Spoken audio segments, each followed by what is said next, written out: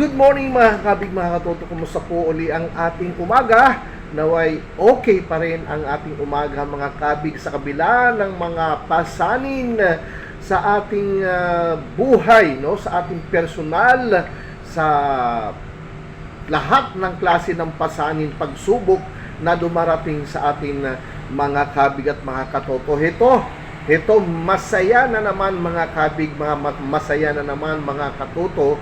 Dahil kahapon, nag-umpisa na naman ang deliberasyon tungkol sa General Appropriations Bill or GAB na tinatawag, na kung saan ito po ay nagkakahalaga ng 6.793 trillion pesos lang naman mga kabig.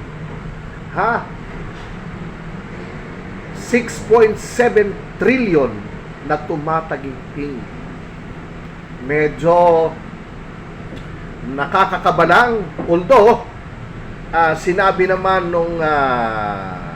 nung nag-sponsor na si First District Representative Micaela Angela Swansing, na dapat itong budget na ito siya nang mailagay sa tama.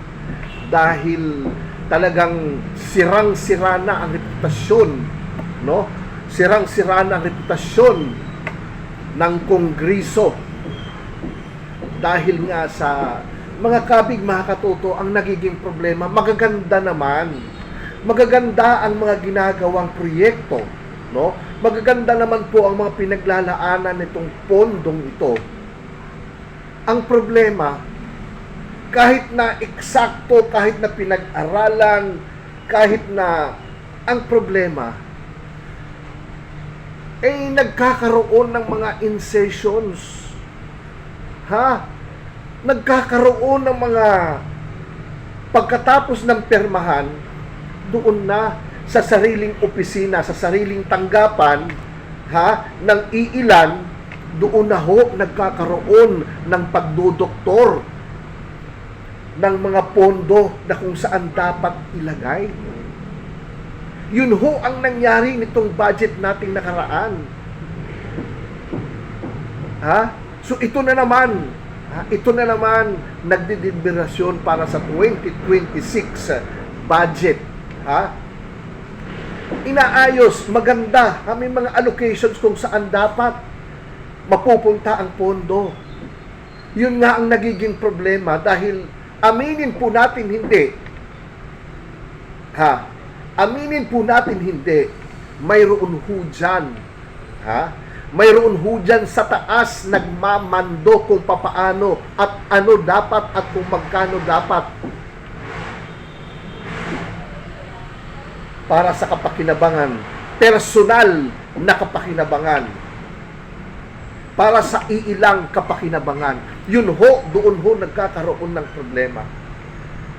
Kahit isa-isahin pa yan, kahit gaano kaganda, kahit gaano kadetalyado ang mga programa, proyekto, pag pinakikialaman na mga kabig, mga katoto, ng iilang tao sa taas, doon nagkakaroon ng problema. Doon nagkakaroon ng issue.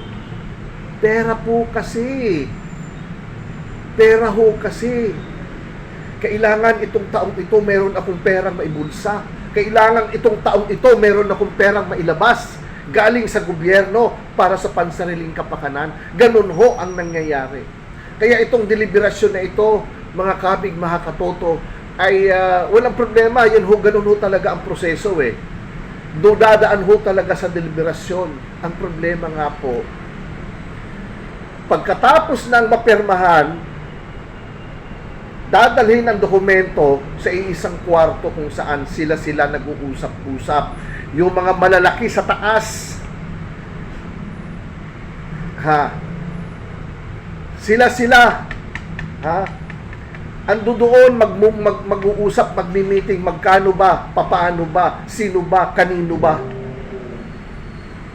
At paano ba natin mailalabas itong pondong ito?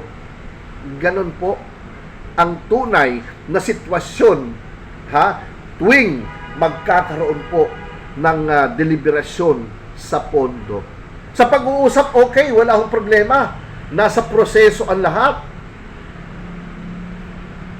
Doon lang po sumasama kapag kaho yung mga insertions na pag pinakikialaman na po ng kung sino-sinong mga matataas dyan, makapangyarihan, ang kanilang mga insertions sa mga kung anong gusto nilang gawin, doon ho nagkakaroon ng issue.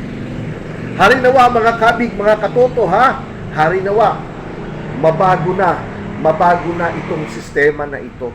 Bulok na sistema.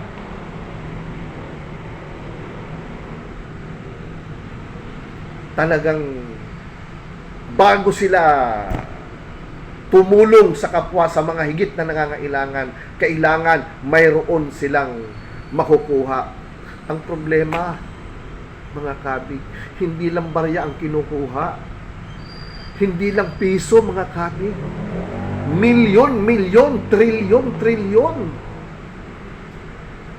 Sana po, gabayan kayo yung nagdideliberasyon dito sa pondong ito na gagamitin para sa 2026 budget na 6.7 ay gabayan kayo ng ating poong may kapal.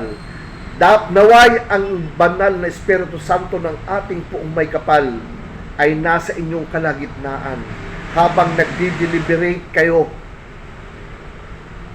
upang ang pondong pinag-uusapan, ang salaping pinag-uusapan, ang budget for 2026 na pinag-uusapan, na pag-uusapan ninyo ay mailagay sa tamang ahensya, mailagay sa mga tamang programa na kung saan ang mga maliliit, ang mga hirap, ang mga nasa laylayan ang siyang unang makinabang. Mga kabig, mga katoto, kung kayo po ay may komento, please mag-comment po kayo sa baba, mag-share, mag-like, mag-follow, at higit sa lahat, mag-subscribe. Ito po ang inyong kabig, Barangay Secretary, nabubulol ako, Secretary Imog, dito sa Ikaw at Barangay. Magandang umaga po.